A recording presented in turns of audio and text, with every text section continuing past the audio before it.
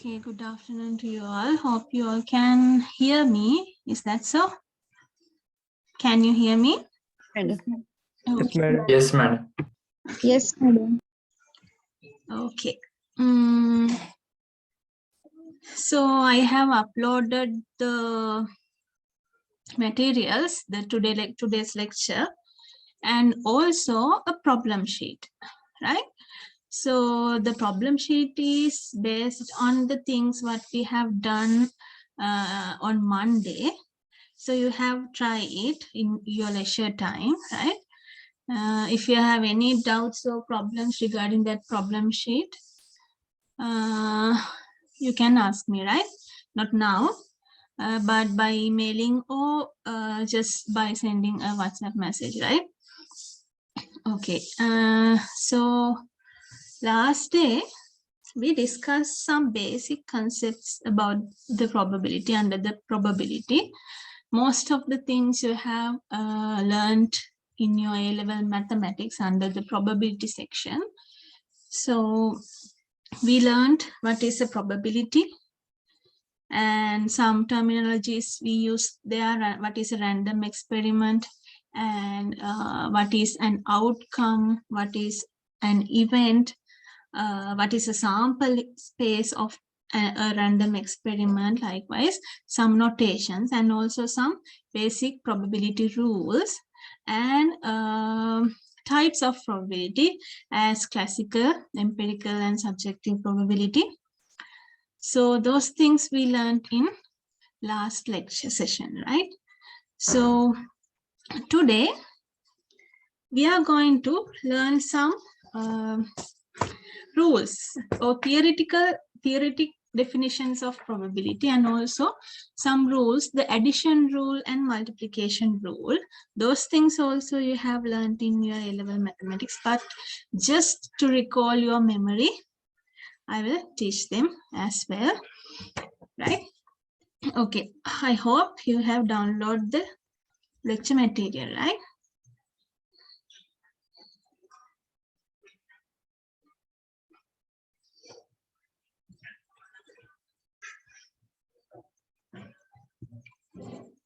Okay. Today we are going to learn about sets, right? Set theoretic definition of probability, or we call it axiomatic approach, right? Set. You all have learned about sets in A-level as well as in O-level mathematics, I guess, right? The Kulaka set, right? What is a set? Set is a collection of objects which satisfy a given list of rules or conditions. The objects are called members or elements, right? So in a set, there are objects that we call as members or elements, right? So those members or elements follow some set of rules or conditions, right? So a collection of objects which satisfy a given list of rules or condition is called as a set, right? So that is the definition of the set, right? And also when we are learning about sets and also the probability, another concept you have to learn is mutually exclusive events, right? What is a mutually exclusive event?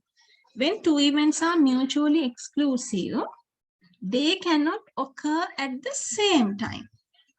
At the same time, that word is very important.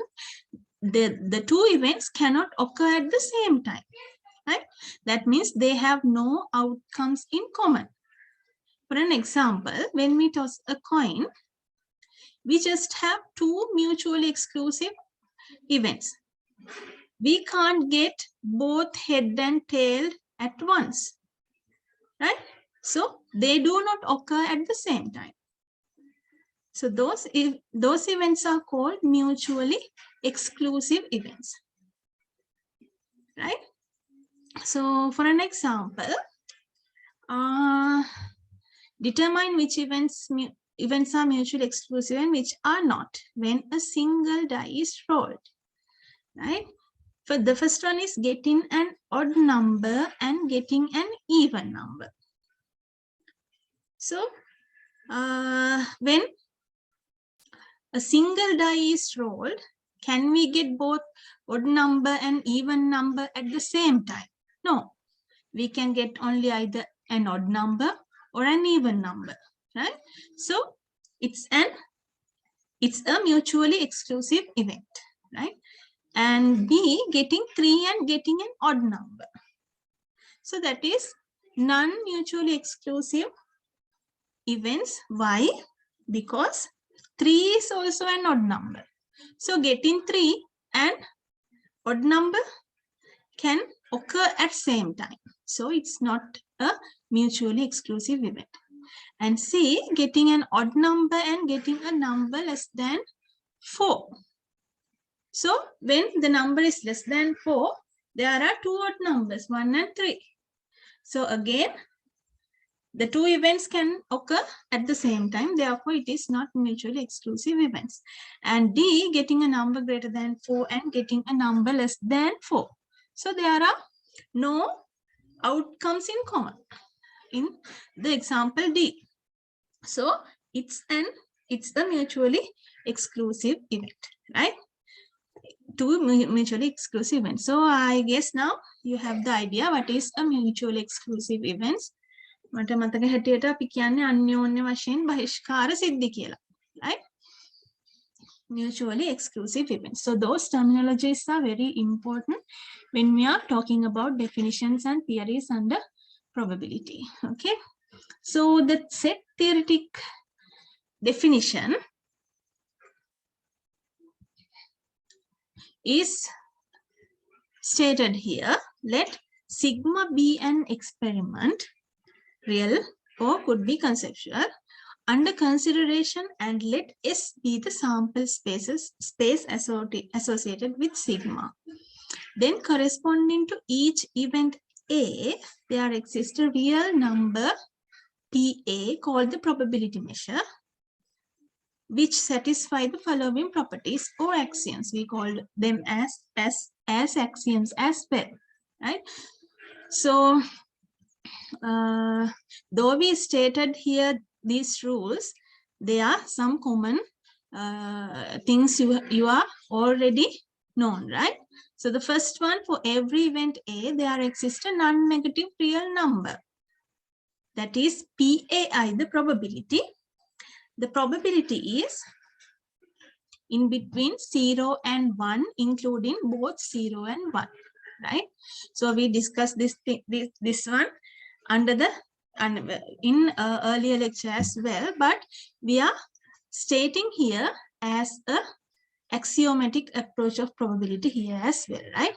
Then the probability of occurring the sample space PS is equals to 1. And if we take two disjoint or exclusive events that we mentioned earlier, there are two events, AI and AJ. They are disjoint or exclusive events. Then the union of those two events can be written as the summation of individual probability of AI and AJ, right? When they are mutually exclusive, the union of PAI and probability of union of AI and AJ is equals to PAI and PAJ. So those are the three rules under the axiomatic approach, right? So then corollary 1, what is the corollary? So it is a result taken from a theory that proven earlier, right?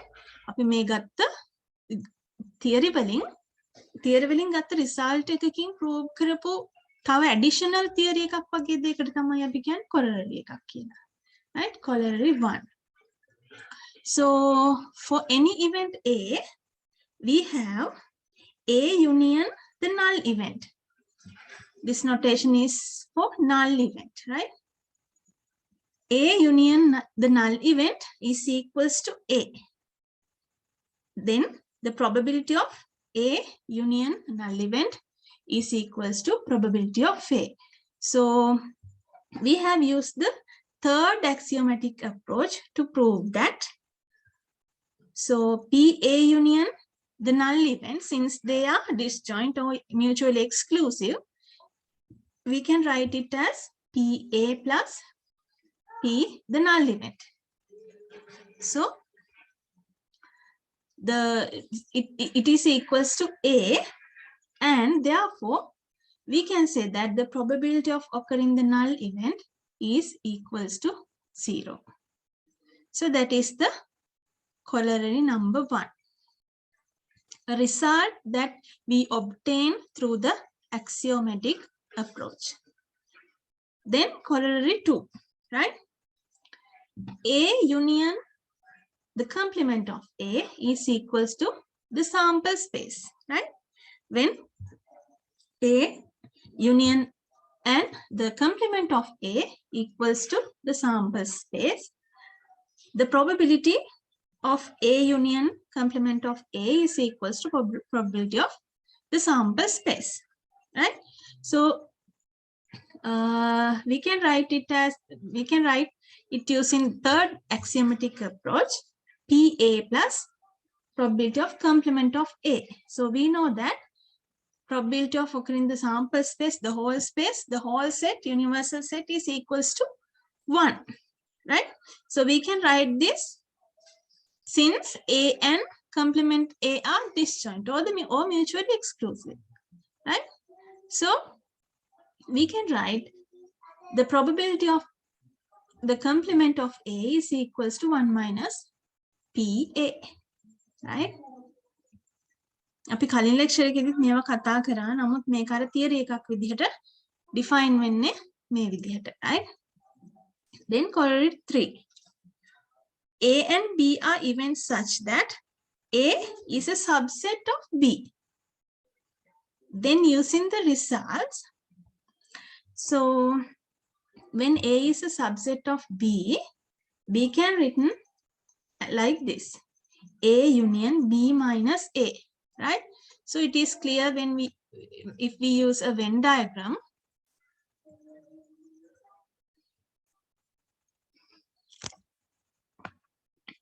So let's consider this.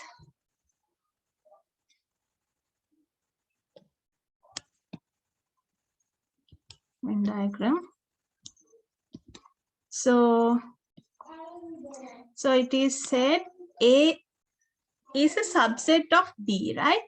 So this is B and A is a subset of B, right? Then we can write B as A union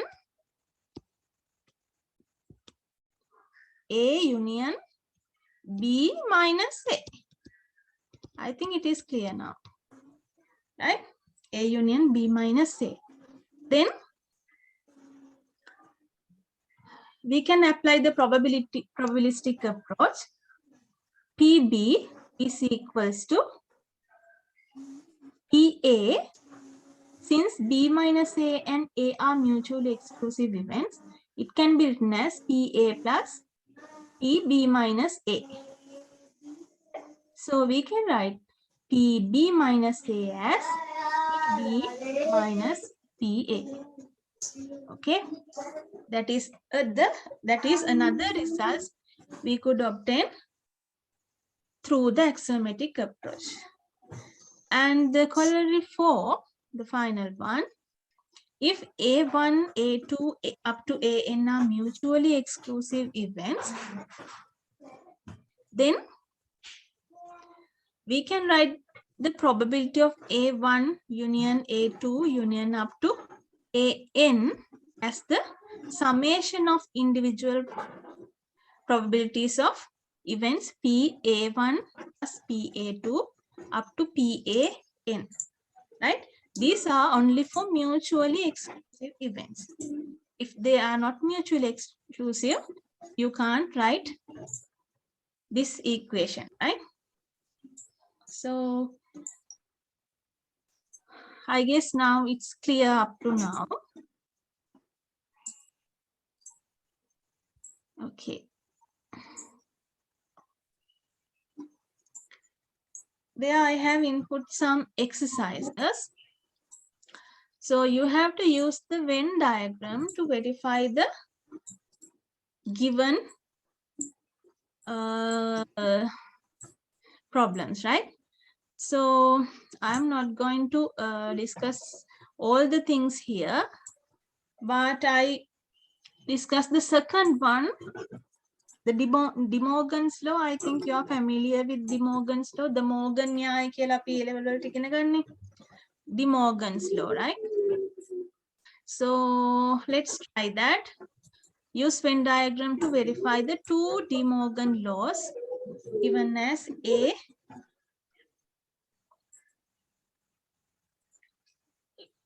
complement of A intersection B equals to complement of A union complement of B, and the complement of A union B equals to a complement of A intersection complement of B, right? So we are going to verify those things using De Morgan.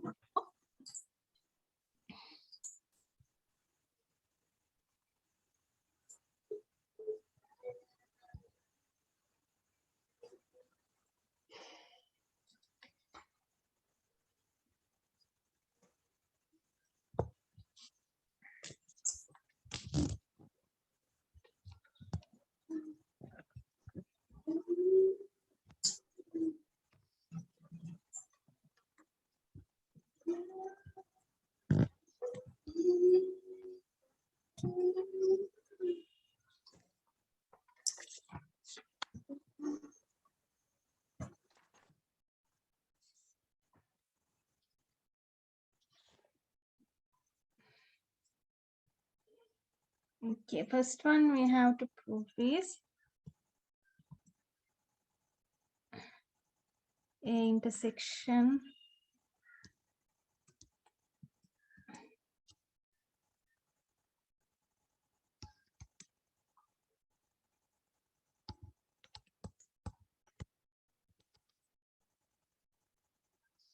right.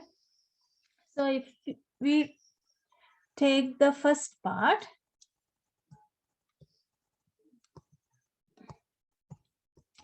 so we can denote it using a Venn diagram.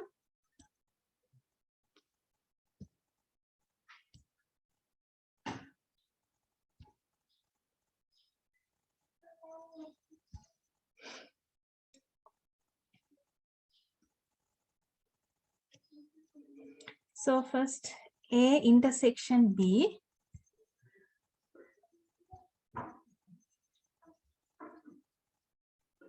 complement of A intersection, sorry.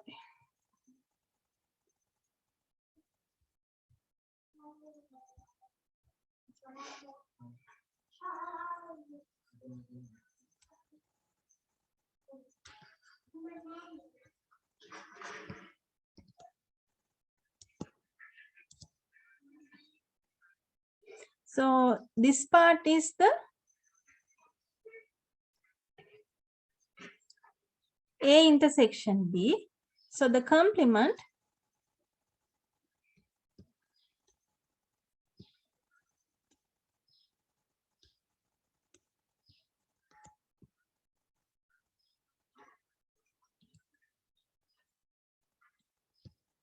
can be drawn as this. So this is the sample space. Okay. So this is the complement of A intersection B, right? So then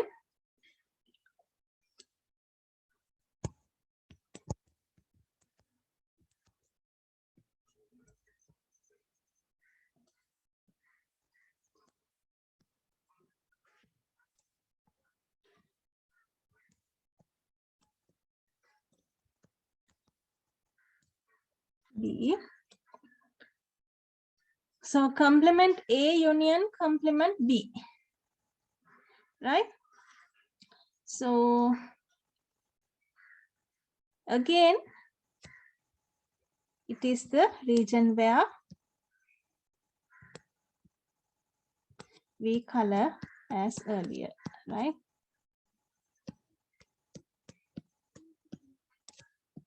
So the same area, right?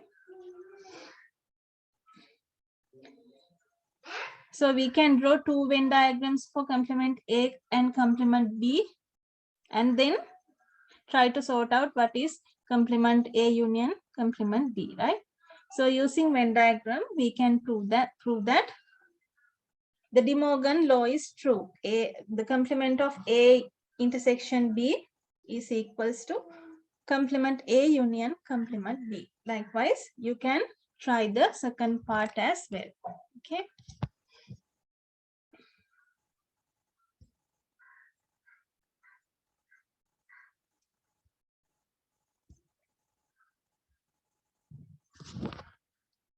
Okay, now try the fifth one.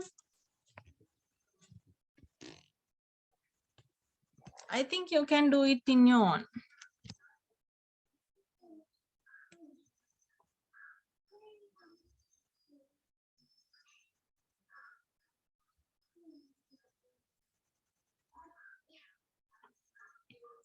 Okay, try the fifth one. The sample space is given and A, B, C, D, 4 events are given as well. And the elements are also given. A is 1357, B is 6789, C 248, D 159, likewise, right? So,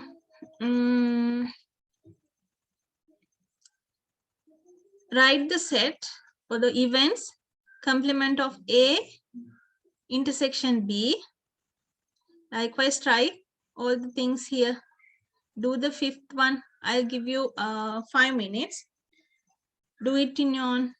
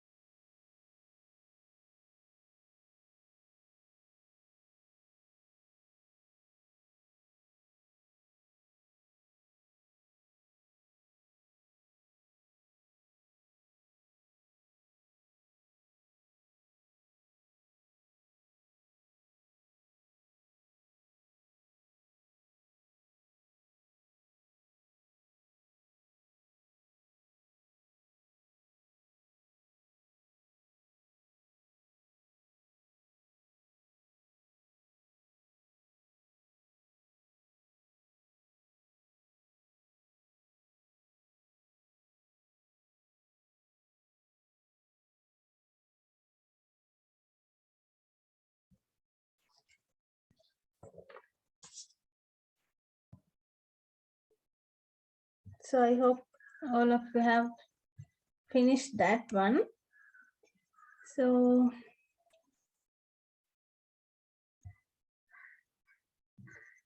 the first subset is complement of A intersection B, right? So first we can write the complement of A. The elements are 2, 4, 6, 8, and 9, right?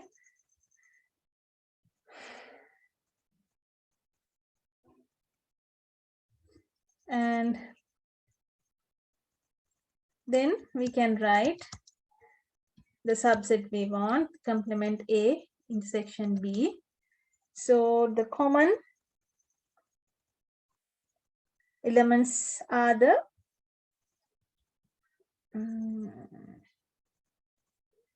6, 8, and 9. Okay, this is the first one. And then complement A intersection B intersection C. So we have found this one, the first part in complement A intersection B, and then again intersection C. So the subset should be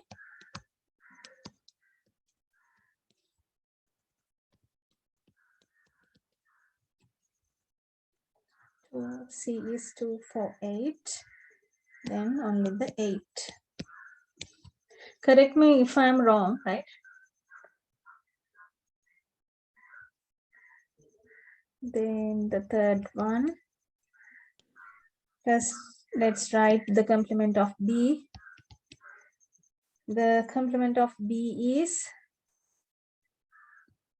1, 2, 3, 4, 5. Okay, 1, 2, 3, 4, 5.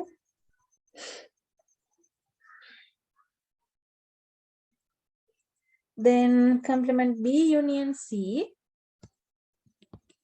This time it's not intersection, it's union C. So it should be 1, 2, 3, 4, 5, and 8.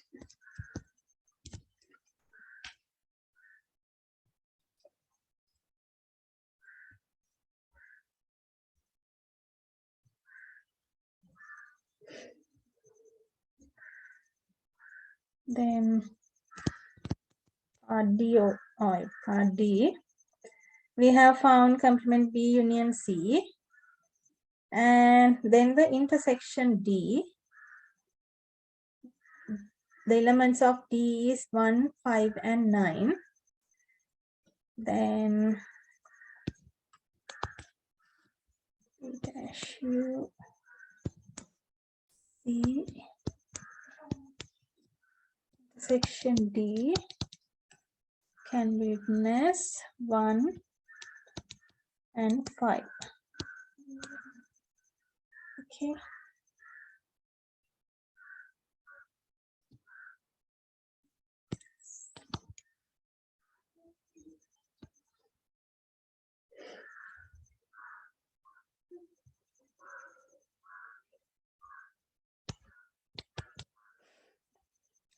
Then complement A intersection C. We have found complement A here, and complement A intersection C.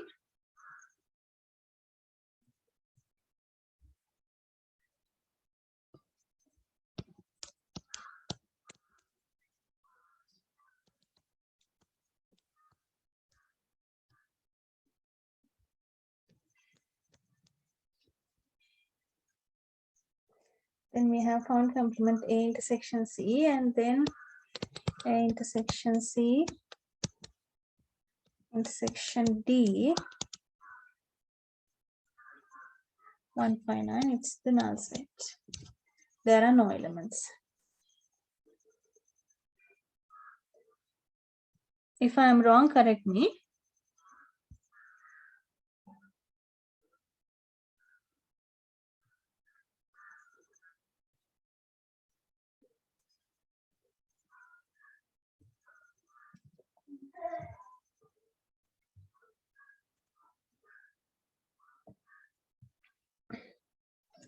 Right?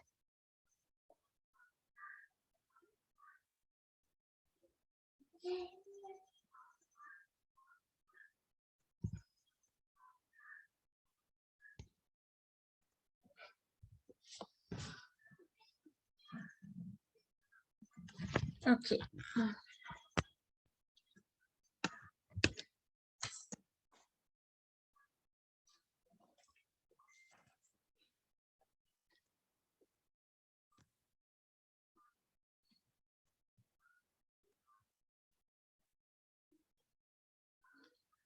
Okay, next we are going to learn the addition rule for probability, right? The addition rule for probability. The addition rule, we use the addition rule when the probability of, when we want to determine two or more, probability of two or more events, right? The probability of two or more events can be determined by the addition rules, right? So there are two rules actually. The first rule says, when two events A and B are mutually exclusive, the probability that A or will occur is, the probability of A or B can be written as a summation of individual probabilities PA and PB. So that is the addition rule 1, right? The probability that one of several mutually exclusive events A1 up to AN will occur is the sum of the probability of the separate events, right? So we can extend it more than two events. If we have events from A1 up to AN, then the probability of occurring those events can be determined by adding or taking the sum of the probabilities of separate events. So that is the rule 1 of addition rules for probability, right? So now we are going to prove that one.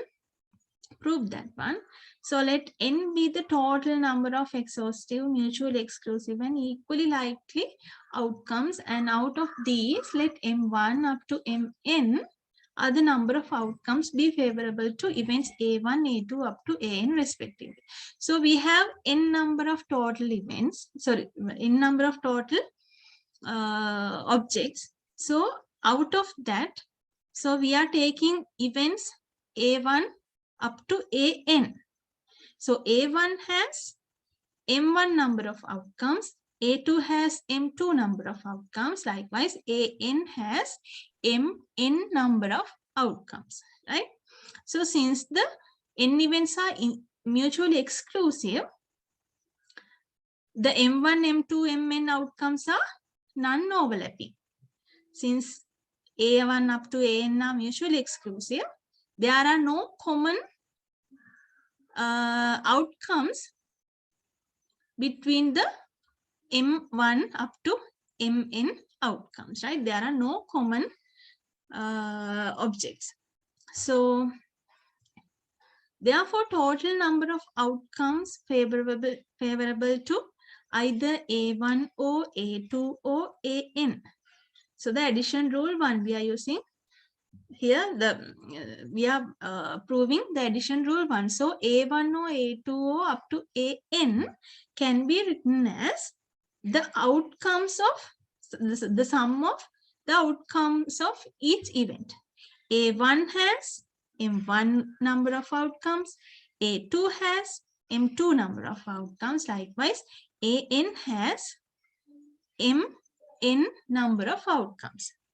So happening events A1 or A2 or up to AN can be written as the summation of the number of outcome favorable to each event A1 up to AN. So if we apply the probabilistic approach here, we can write it as PA1 plus PA2 up to PN, right? Because they are mutually exclusive. So when we write this as a probabilistic approach, we have altogether capital N total number of outcomes. So this can be written as M1 plus M2 plus up to Mn divided by the total outcome, right? Under the classical probability, we wrote how to express the probability value, right? The number of outcome favorable to event divided by the whole number of events, N. So this one can be written as, we can divide it M1 by N plus M2 by N, likewise up to Mn by N. So we know that M1 over N means the probability of occurring A1, and M2 over N is probability of occurring A2. Likewise up to Mn over N is probability of occurring A1. So now we have proven the addition rule 1, right? So the addition rule 1 says, when we have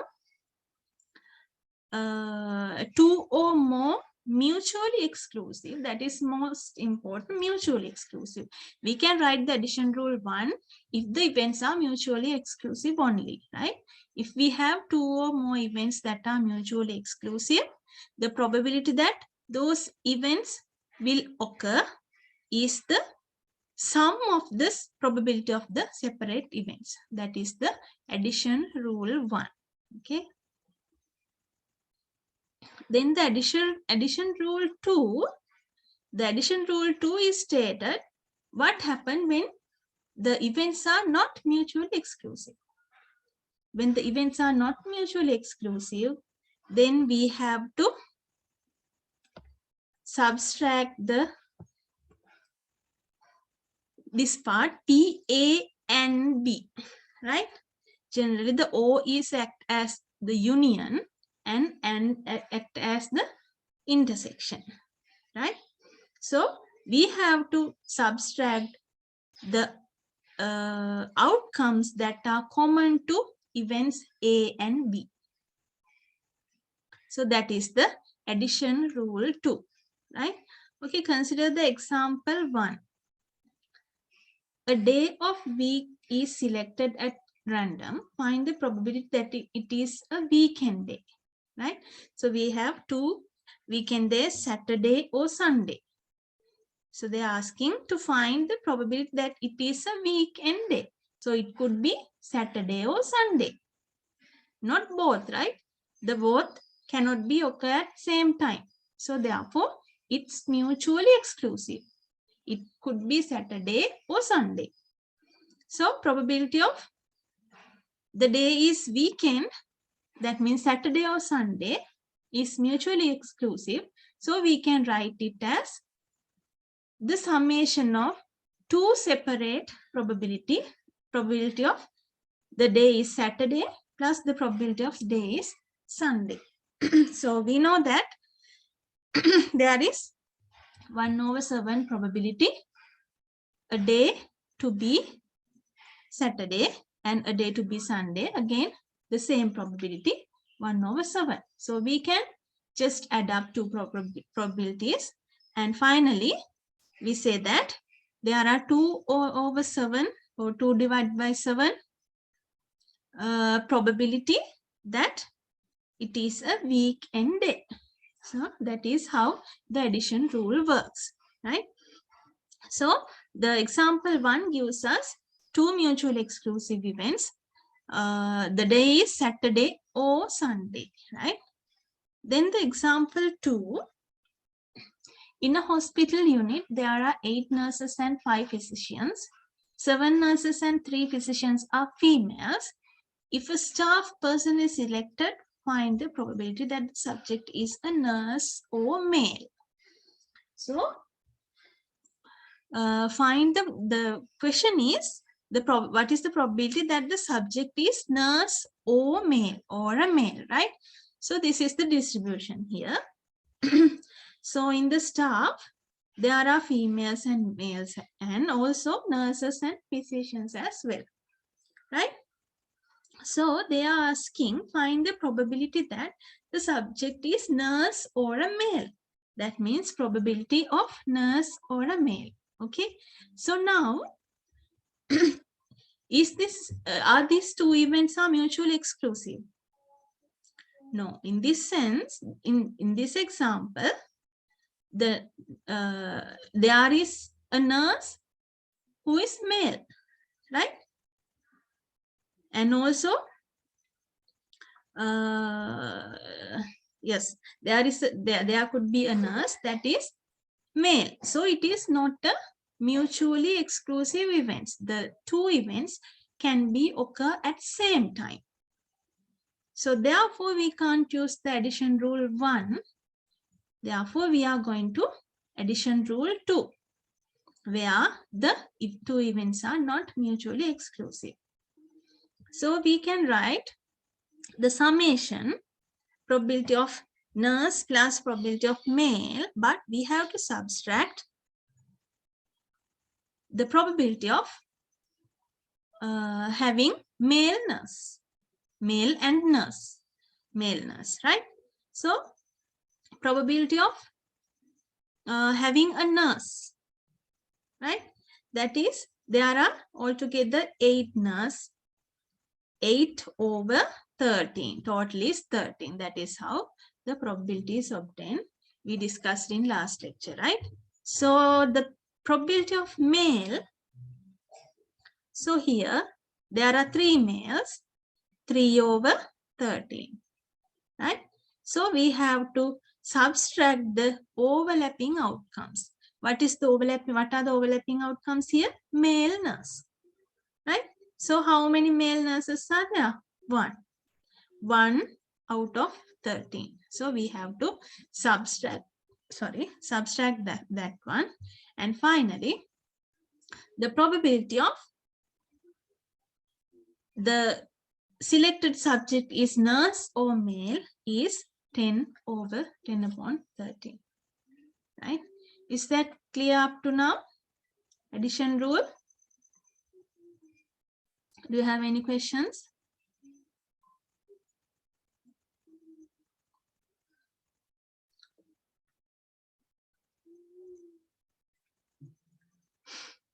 I guess there are no, right? So if you have, you can turn on your microphone and ask or send me a message, right? Okay, then the extension of the probability rules. The probability rules can be extended to 3 or more events. For the 3 mutually exclusive events, A, B, and C, that is A or B or C, we can just write the probability of individual events, PA plus PB plus PC. But when they are not mutually exclusive, again, we can write it as a summation of PA, PB plus PC, but you have to subtract all overlapping outcomes. The overlapping outcomes contains the probability of A and B, probability of A and C, probability of B and C, and also probability of A and B and C. Okay.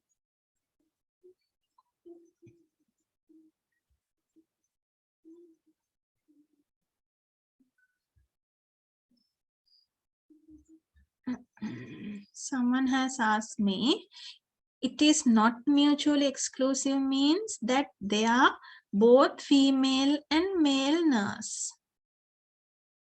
Actually, that is not the exact meaning of not mutually exclusive. Here, there are nurses who are male. ඒ කියන්නේ nurse කෙනෙක් ඉන්න පුළුවන් male කෙනෙකුත් වෙන. the nurse වෙන එකයි male වෙන එකයි ඒ දෙකට common outcomes නැහැ කියන්න අපිට බෑනේ. male කෙනෙක් ඉන්න පුළුවන් එයා nurse කෙනෙක් වෙන. නේද? nurse කෙනෙක් ඉන්න පුළුවන් එයා male කෙනෙක් වෙන. එතකොට ඒ දෙකම එකවර වෙන්න පුළුවන්. nurse කෙනෙක් වුණ පළියට එයා male කෙනෙක් නෙවෙයි කියලා අපිට කියන්න බෑ. නේද? female ලා විතරක් නෙමෙයිනේ. ඒ දෙක එකට වෙන්න පුළුවන්. දැන් අර මම කලින් කිව්වේ head and tail වැටෙනකොට ඒ දෙකම එකට වෙන්න බෑ. නේද? ඒ දෙකම එකට වෙන්න බෑ. හැබැයි මෙතනදී nurse කෙනෙක් male කෙනෙක් වෙන්න පුළුවන් නේ. අන්න ඒ sense එකයි මම අදහස් කරන්නේ mutually exclusive නැහැ කියන එක.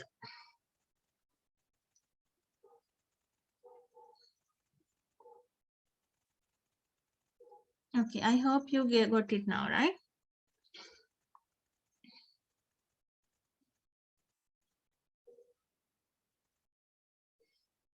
Okay.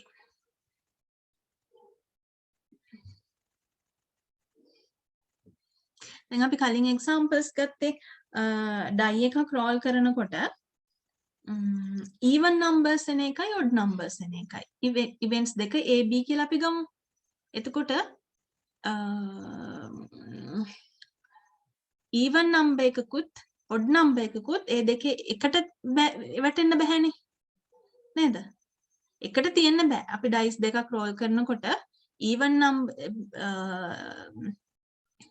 die එකක් roll කරනකොට even number එකකුයි odd number එකකුයි එකට වැටෙන්න බෑ. right? හැබැයි අපි ගත්තොත් events දෙක odd numbers and numbers less than 3 කියලා. එතකොට odd numbers කියනකොට 1 3 5 වෙනවා. right? numbers less than 3 කියනකොට 1 එනවා. එතකොට මේ දෙන්නට common events common subjects තියෙනවා. common outcomes තියෙනවා. එහෙම වුණාම ඒක mutually exclusive නෙවෙයි. මේ දෙන්නට common outcomes තියෙනකොට.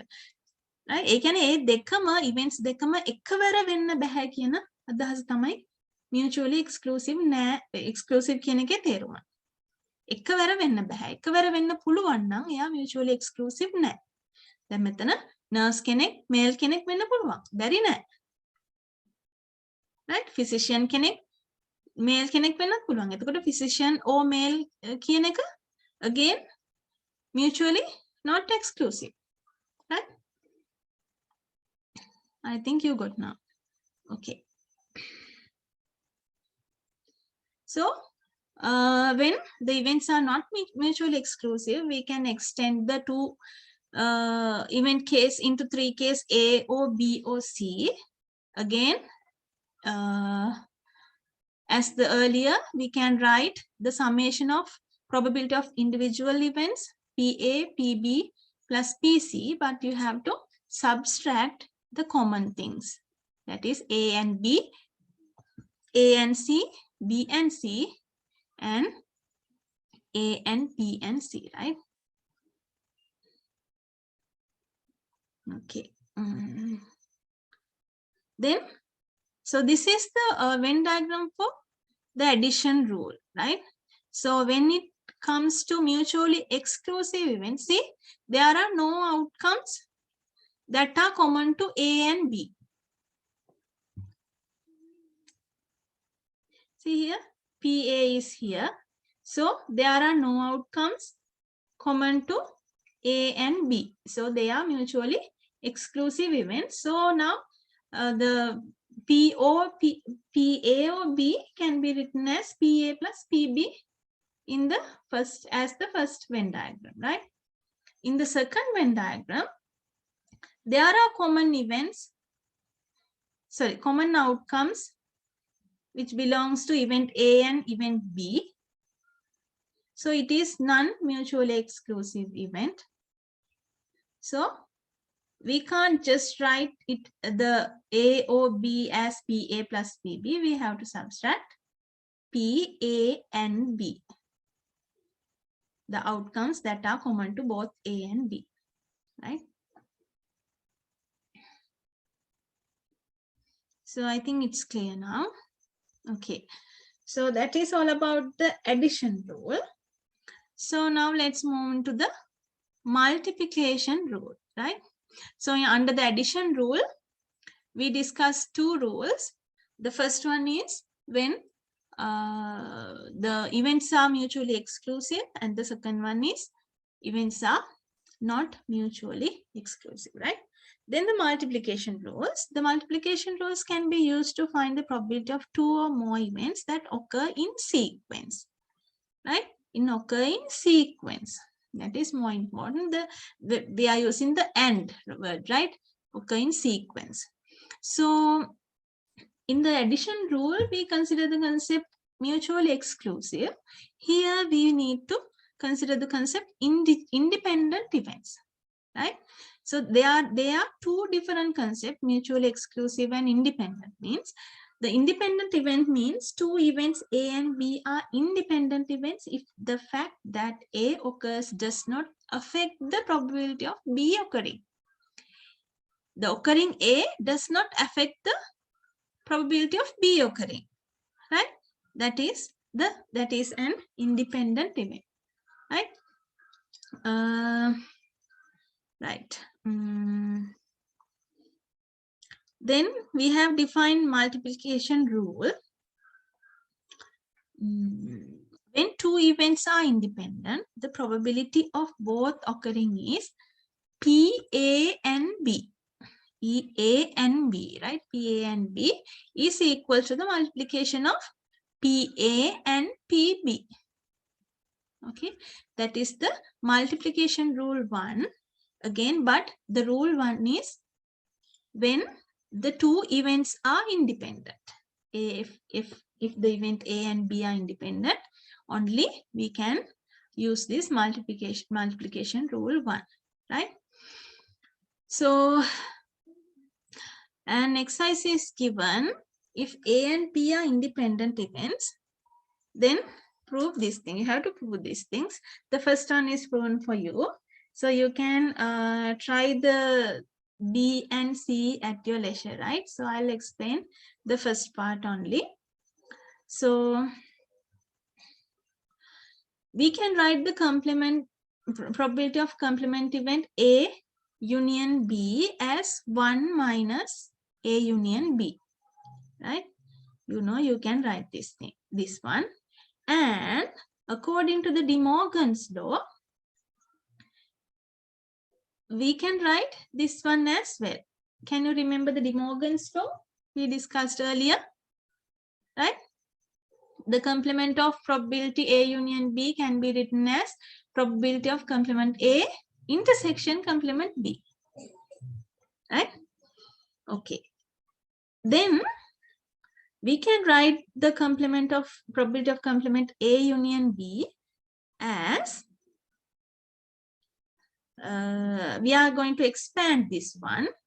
1 minus, so PA union B can be written according to the addition rules, PA plus PB minus P intersection B, according to the addition rule 2, right? We are not given whether they are mutually exclusive or not, so we can't omit this thing, omit the last part. Therefore, we can write this A minus P union B as PA plus PB minus P intersection B. Okay. Then it can be written as 1 minus PA minus PB plus P intersection B. And since PA union B, sorry, intersection B, A and B are independent, we can use the multiplication rule here, right? You can see the multiplication rule apply. Then 1 minus PA minus PB plus PA PB, the multiplication of probability of A and probability B. Then we can write it as 1 minus PA into 1 minus PB. So 1 minus PA is probability of complement A, 1 minus PB is probability of complement B, right? So if we could write PA complement intersection B complement as the multiplication of individual complements PA complement PB complement, that means it's A complement A and complement B are independent events, right? So to be A complement A and complement B independent, the probability of complement A and B, A intersection B complement B could be written as probability of complement A into probability of complement B, right? So now we have proven that. So if A and B are independent events, we can say that complement A and complement B are also independent. Okay.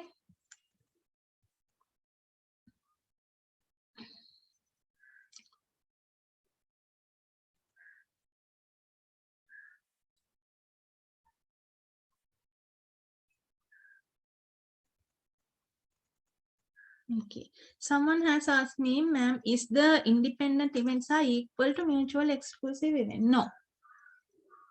They are two concepts. In mutual exclusive events, the two events cannot occur at the same time, right? When we toss a coin, we can't both obtain head and tail, head or tail, right? But suppose we are going to roll two coins. Now we can get both head or both tail. Okay, when flipping a coin, flipping two coins, we can get both head or both tail. But obtaining head in the second coin does not affect to the, sorry, obtaining head in first coin is not affect to the obtaining head in the second coin. That is called independent. එක event එකක් වෙන එකක බලපෑමක් නැත්තම් තව event එකක් වෙන එකකට ඒකට කියනවා independent events කියලා. Mutually exclusive කියලා කියන්නේ එක විට වෙන්න බැරි events දෙකකට. එතකොට ඒක පටල ගන්න එපා mutually exclusive කියන එක independent කියන එකයි දෙකක්. Right?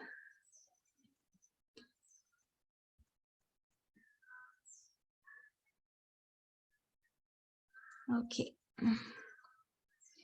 Consider the example. A coin is flipped and a die is rolled.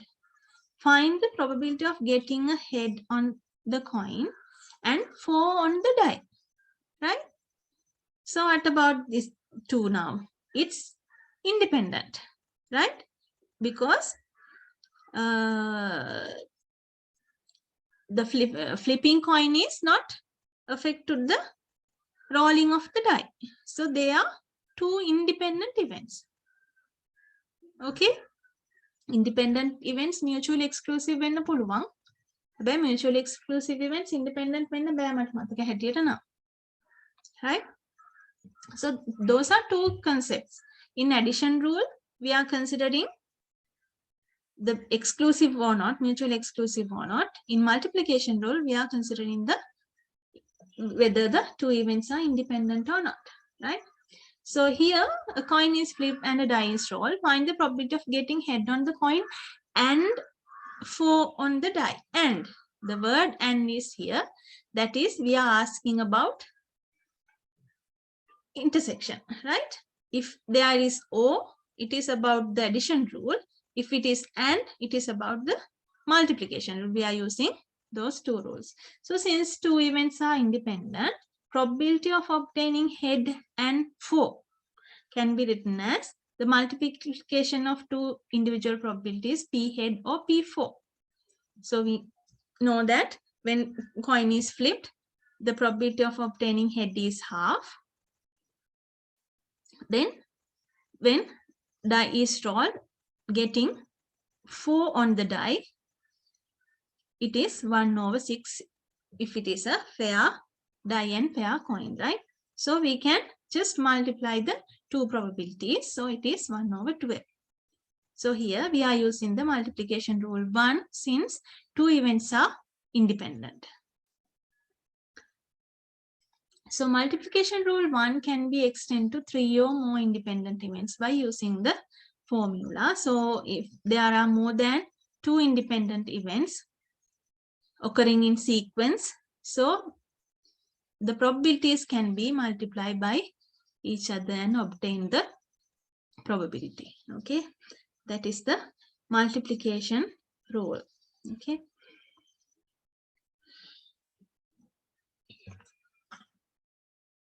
So there is another example.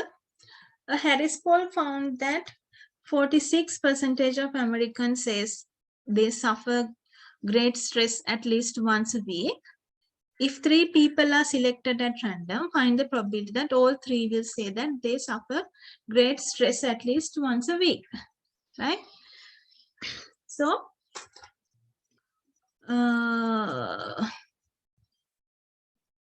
find the probability that all three, right? So let S denote the stress. So this is the first one, first man, and this is the second one, second man, and this is the third one, right? So S and S and S, the first man and the second man and the third man having stress can be written as the multiplication of individual events since they are mutually, sorry, they are independent, right? Why?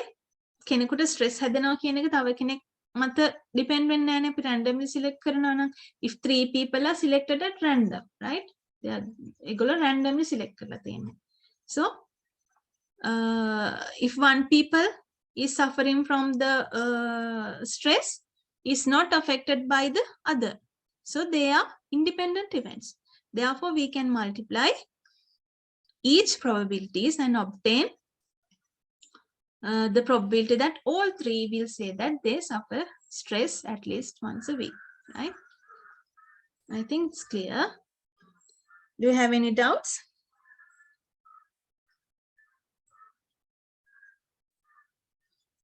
Okay, I guess no. So when the occurrence of the first event changes the probability of the occurrence of the second event, the 2 events are said to be dependent. So the multiplication rule 1 is applied where the events are independent. But what happens when the events are not independent? They are dependent. So the dependent events, when the outcome or occurrence of the first event affects the outcome or occurrence of the second event in such a way that the probability is changed, the event are said to be dependent events. So when occurring something or occurring one event is affected to another event, that means the probability is going to change. So that's why they are called dependent events, right? Since they are dependent, the probability is going to change. For an example, drawing a card from a deck, not replacing it, and then drawing a second card. Okay, right? In a deck, there are 52 cards. So if we select one card, it has 1/52 probability to being selected, right? So if we replace it and again draw another card, what is the probability? It does not change because we replace the card. Again, it has the same probability 1/52. But what happens? We first draw a card, then it has 1/52 probability of getting selected, but we do not replace it, right? We keep it away. Now again, for the second time, we are drawing a card again. Now is the probability is 1/52? No, it is changed because we remove one card, right? So the probability is changed. So the first event affected to the second event, right? So those type of events are called dependent events.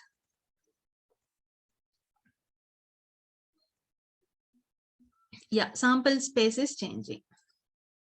That's why the probability is changing, right? Then the second example, selecting a ball from an urn, not replacing it, and then selecting a second ball. Again, the similar example we discussed earlier. Having high grades and getting scholarships. So what about those things? If we have high grades, the chance of getting scholarship is also high, right? If we have low grades, the probability of getting scholarship is low. So getting high grades or having high grades is, getting scholarship is affected by having high grades or not. So those two are dependent events. That is the concept of dependent events, right? The conditional probability of an event B in relationship to an event A is probability that event B occur after event A has already occurred. So when the probability is going to change, another concept comes here called conditional probability, right? When an event has already been occurred, what is the probability of occurring another event? That is the conditional probability, right? So it is given that it is rainy day today. So if it is given that today is rainy day, what is the probability of tomorrow will be a rainy day? Likewise, it's called the conditional probability. Okay. So the notation for conditional probability is P B over A. Here it's P, it's read as PB given A, right? PB given A. A has been already occurred, and the probability of B when A has been already occurred, it is denoted by PB over A, right?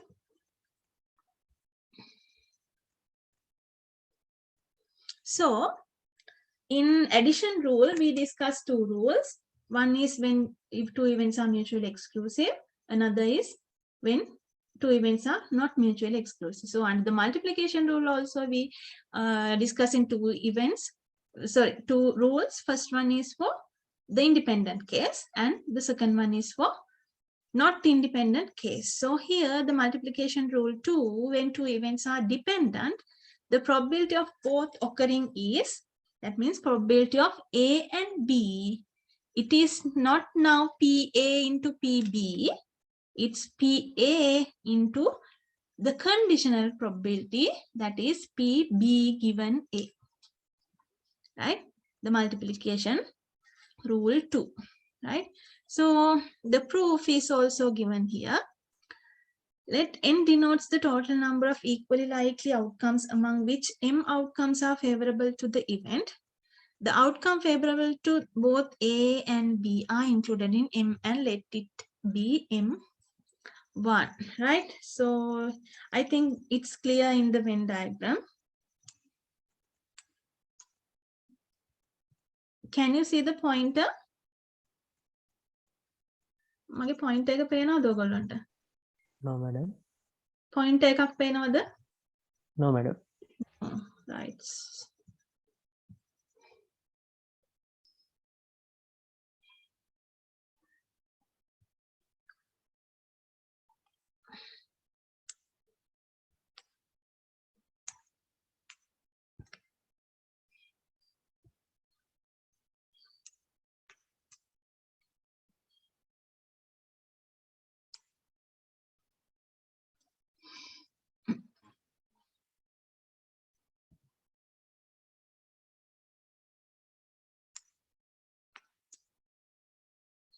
පේන්නේ නෑ නේද? No, it's appear, ma'am, like pencil.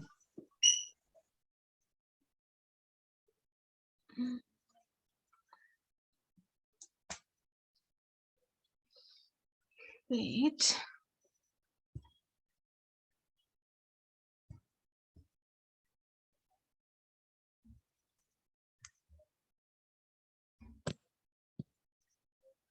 Pen.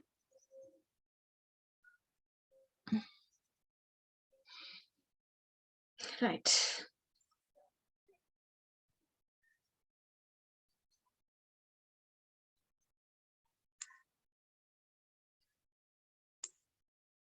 Okay. Look at the Venn diagram. There are two events, A and B. So there are M outcomes favorable to event A, right? And the outcomes favorable to both A and B are M1. Okay. So we can write then PA intersection B according to the probability M1 over N, right? The outcomes now belongs to both A and B are denoted using M1, the dark blue part.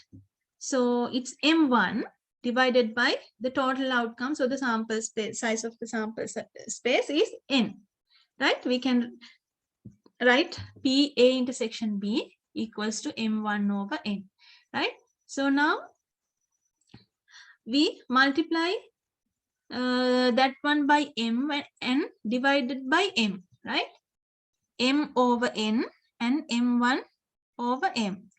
So there are no any harm to the original equation, right? Then M over N is probability A. Then M1 over capital simple M is the probability of occurring B when it has already given that A has occurred, right? That is the proof of conditional probability, right? Sorry, multiplication rule 2, right? So when we have multiplication, when we use multiplication rules, there are two rules. First one is for the independent events. Second rule is for dependent events, right? So when it comes to dependent events, we are using the conditional probabilities, right? So we can extend the multiplicative rule for 2 events up to n events. So for every n events, A1, A2 up to AN, for which probability of the multiplication is greater than 0, we can write it PA1 into PA2 given PA1 into PA3 now given A1 and A2, likewise up to probability of AN given A1, A2 up to AN minus 1. So this is the multiplicative rule of probability for n events. We can extend the two event case into n event case, right? So example, it is clear when we discuss an example here. Worldwide insurance company found that 53% of the residents of city had homeowners insurance H, denoted by H, with the company, right? There are 53% of residents having the insurance, homeowners insurance, right?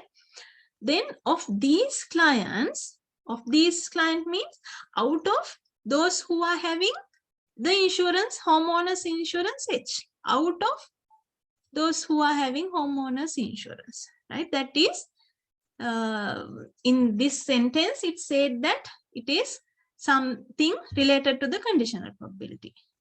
Of these clients, 27 of the percentage also had automobile insurance A with the company.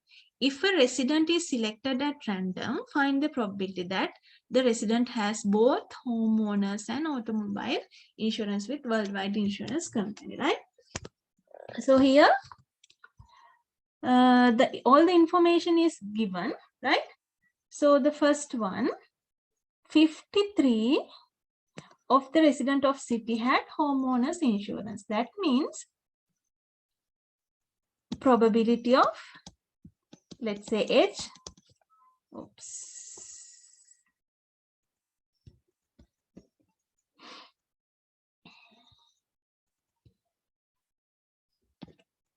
probability of having homeowners insurance is 0.5.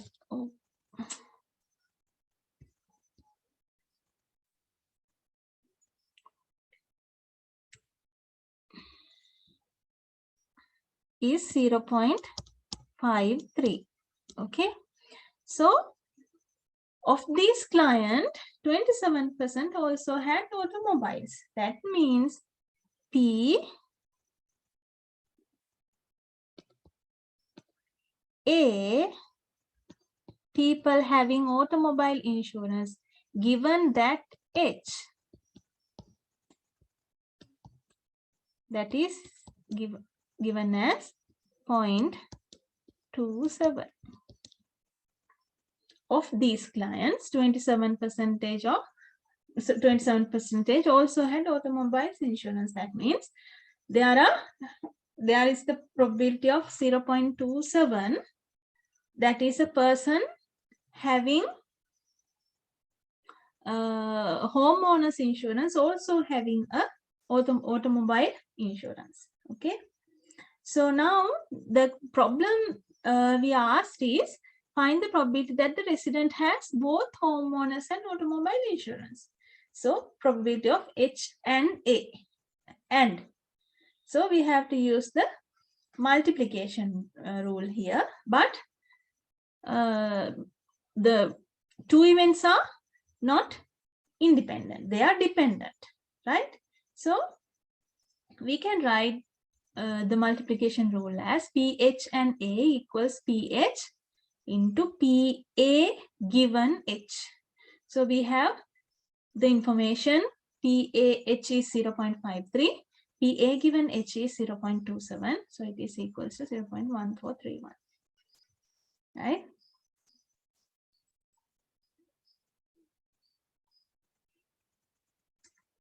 Okay, I hope it's clear.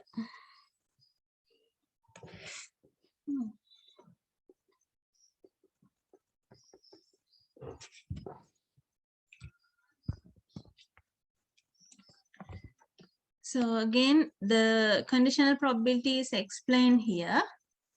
I'll just read. The conditional probability of an event B in relationship to an event A was defined as the probability that event B occurs after event A has already occurred. The conditional probability of an event can be found by dividing both sides of the equation for multiplication rule 2 by PA as shown. So this is the multiplication rule.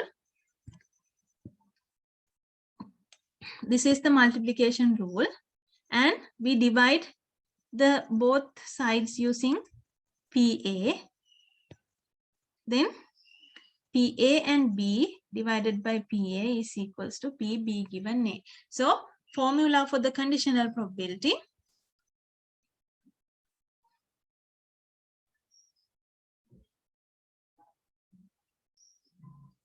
can be written as PB given A is equals to PA and B over PA. The probability that the second event B occurs given that the first event A has occurred can be found by dividing the probability that both events occurred by the probability that the first event has occurred. The formula is, so this is the formula of conditional probability. So let's consider another example. A box contains black chips and white chips. A person selects 2 chips without replacement. If the probability of selecting a black chip and a white chip is 15 over 56, and the probability of selecting black chip on the first row is 3 over 8, find the probability of selecting the white chip on the second row given that the first chip selected was a black chip, right?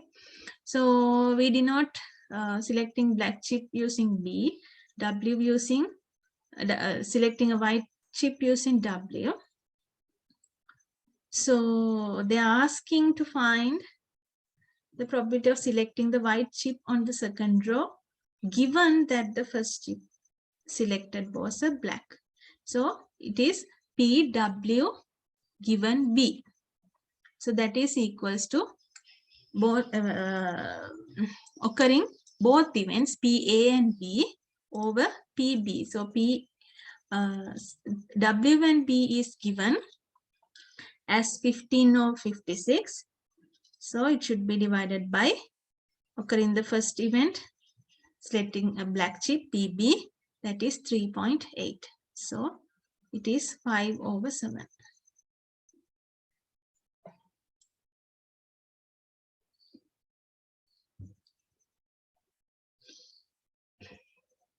Okay. Simple examples. I think you have learned those things in your A level, just recalling, right? Let's finish this chapter quickly by next week, and then move to the second one. Those are the new things you are going to learn in this course. The things we are discussing under chapter 1, or you have already learned, right? So important type of questions, at least, right? The multiplication rules can be used with the complementary event rule to simplify solving probability problems involving at least. So when we are solving the questions related to at least, we can use the multiplication rule as well as the complementary event rule, right?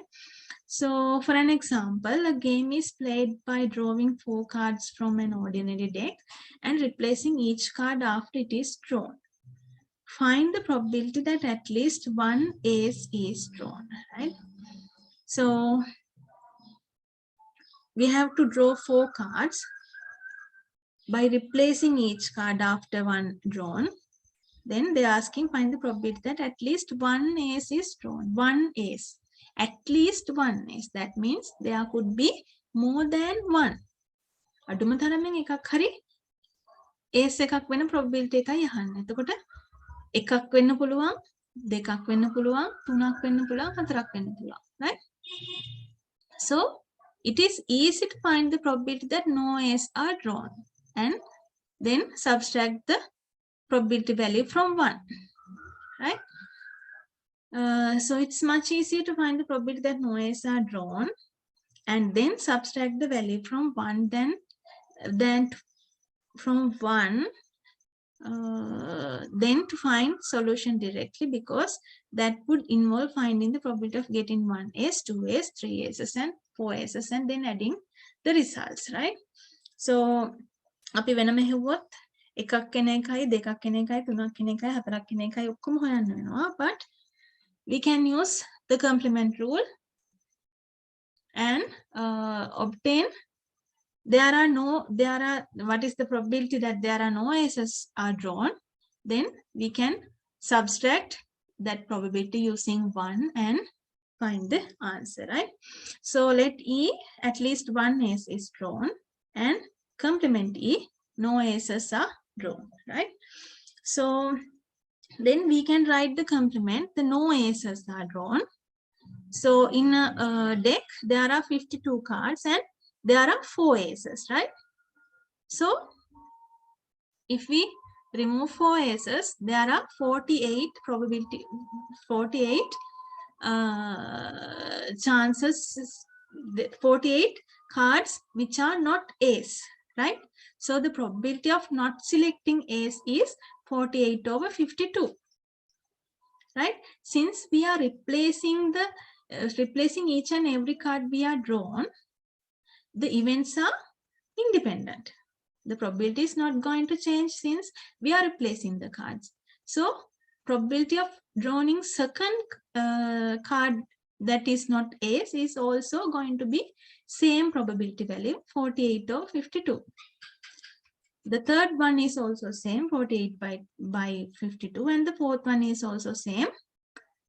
There are no aces drawn, 48 or 52. So just we are just multiplying the all four probability values, and we can get the answer. And so this answer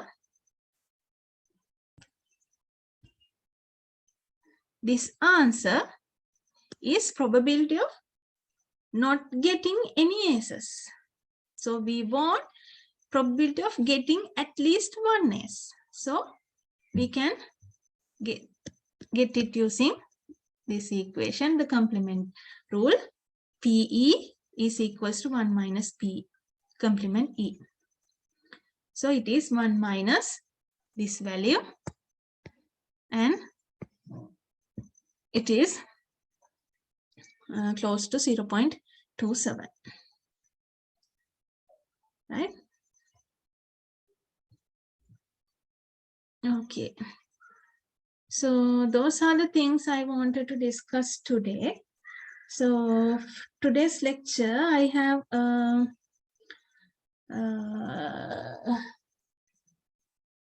given you the rules of probability, right? And in the first instance, the axiomatic approach of the probability, and then addition rules. There are two cases in addition rules: when the events are mutually exclusive and when the events are not mutually exclusive. And the multiplication rule. Under the multiplication rule, again, there are two cases when the two events are dependent or independent. When it's independent, we can just write it as a multiplication, but when it is dependent, the concept of conditional probability applies, right? So those things are the things I wanted to discuss today. So hope you got all the things, and if you have any question, you can raise your hands and ask.